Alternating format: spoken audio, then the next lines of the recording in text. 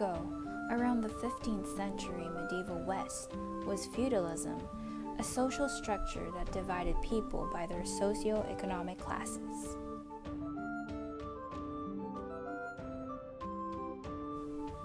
Serf, Part 1. Hello. It is a few hours before dawn, around 3 in the morning, and the serf is up and ready to begin his day. He slept on this soft bed full of bedbugs and other invasive insects. Taking showers was not popular during this time. He's already dressed for the day. He will eat a simple meal of brown bread, ale, and pottage for breakfast. Pottage is a mixture of beans, peas, and onions that can be eaten at any time of the day. With him are the remaining members of his family who were spared by the Black Death, the deadly plague that's been going around. It is a pandemic that continues to claim so many lives. He has no idea why it is instantly killing them, but many people see it as some sort of divine punishment imposed by God. His mother and siblings had died from it. Sadly, there is no cure, and their prayers had led to no success. Back then, his family used to live in a tiny cottage. They were a small group in a larger village made up of many more serf families inside their lord's manor. When the plague hit, they were offered their freedom to seek work outside the manor. But since there's been a sudden need for peasants in the workforce because of the deaths caused by the plague, they've been offered much better pay at the manor and an upgrade to a kruk house, which is a 2-story building that's much more spacious than the old cramped cottage. He makes his way to the fields to begin his work. He works non-stop until the middle of the day. He uses a scythe to cut down wheat, making use of the daylight to complete what needs to be done in the field. Now that the sun is high up in the sky, he's ready to eat his midday meal of fish and pottage stew. As the winter time approaches, they will soon slaughter the pig and have bacon for their meal instead. Before he continues working the fields, he goes to his lord. Even though they are already owned by the lord, they still have to pay their rent to him. He carries a leather pouch filled with coins and sets it before the Lord. Then he makes his way back to the field to work some more until the sun sets.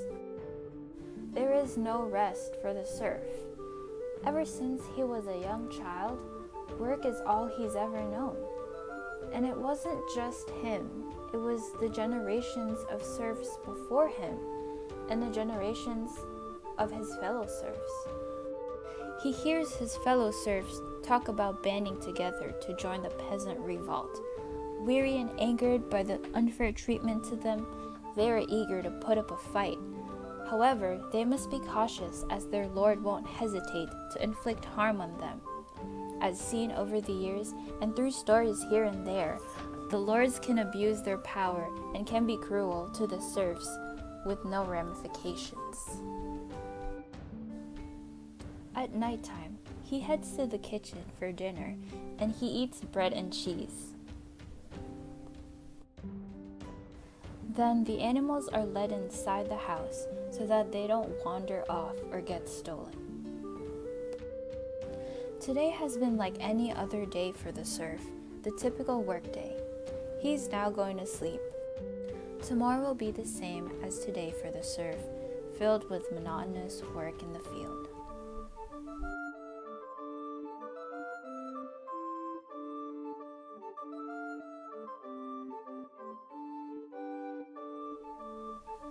The Night, Part 2.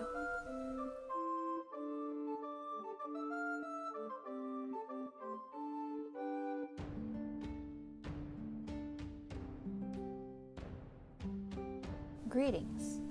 The knight rises from his bed at early dawn. His bed also has bed bugs. Nevertheless, he tries to keep himself clean. He's now dressed and ready to begin his day. He can't help but think that only a few weeks ago, he came back to France after being captured by the English prince. Only through his cleverness and through the help of his lord in providing 100,000 francs was he able to outsmart the prince into granting his liberation from captivity. He starts his morning by attending Mass in accordance with a chivalric code imposed on knights. Then, around 6 a.m., he usually eats meat, vegetables, and some ale. He's able to eat such great food because he is a vassal to his wealthy lord, fulfilled by the oath of fealty that he took at the age of 21. Despite the Black Death taking place, his lord has secured enough serfs to provide for himself and his subjects. Then he makes his way to meet with his fellow knights. They discuss the ongoing war happening between France, their beloved country, and England, their rival. This will later be known as the 100-Year War. They talk about strategies for war. His squire enters and supplies him with his armor and horse, and assists him as he puts on his gear. The knights practice amongst each other.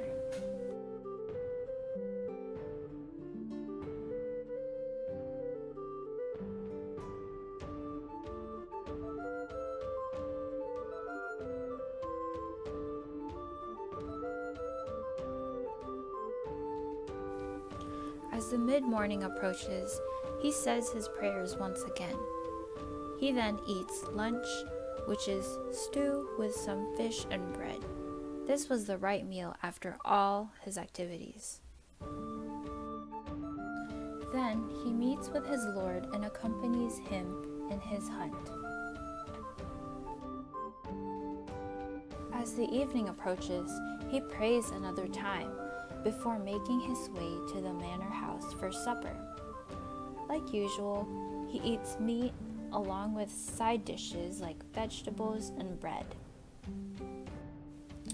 Then they entertain themselves at this time with music and dancing. At this time of leisure, the knight tells of his exemplary ransom from the Prince of England, showing off his quick wit and sharp intuition. After some time, he finds himself exhausted from all the events of his day. At sundown, he makes his way back to his bedroom, muttering his nighttime prayers before going right to sleep.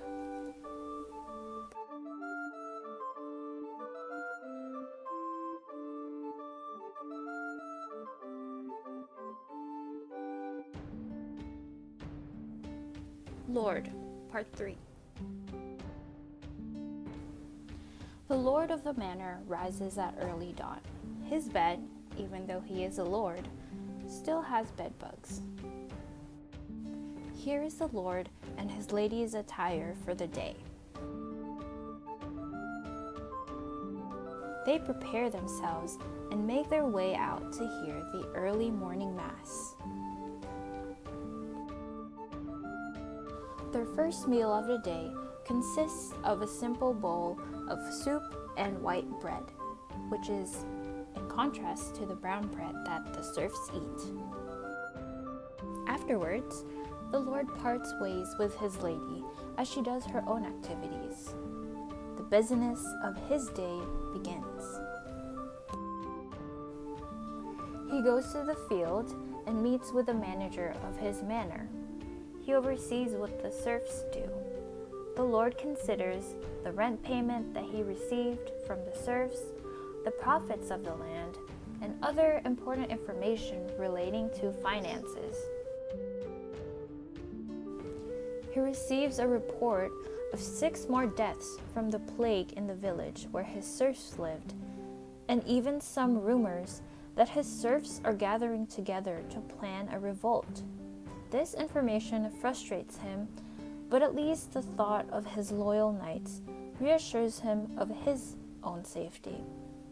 He thinks of punishing the serf leading this revolt to instill fear in them. He has to be careful though, because he doesn't want to lose too many laborers in his fields. He goes back to his castle around 10 in the morning. After his subjects prepared lunch for him, he sits down to eat. He is offered lots of food by his servants. He chooses to eat pork, white bread, vegetables, and some soup. He is joined by his lady. She, who also manages financial operations in the manor, takes her husband's findings and uncertainties for the sustainability of their lifestyle. He still feels stressed out by all the disruption caused by the Black Plague and the possible disloyalty of his serfs. So he goes out and tries to take things out on hunting, accompanied by his knight. Then as evening approaches, he arrives back to his castle. He says his afternoon prayers. Then for dinner, he is hosting a gathering with a few guests inside his castle, so much more food is served than regular. All kinds of food were made available. Dishes of pork, fish, white bread, soup, and vegetables. The guests are entertained by jugglers. The room is filled with conversation, some laughter, debate, and a hint of worry about the changing times. After all, 3 other lords that they knew have died from the plague. Later on, the group disbands. The lord ends his night by calling in a minstrel, which is a medieval musician, to entertain him with stories and music. He wishes this to brighten up his evening, but alas, after some time, his weariness takes over him and he goes to sleep.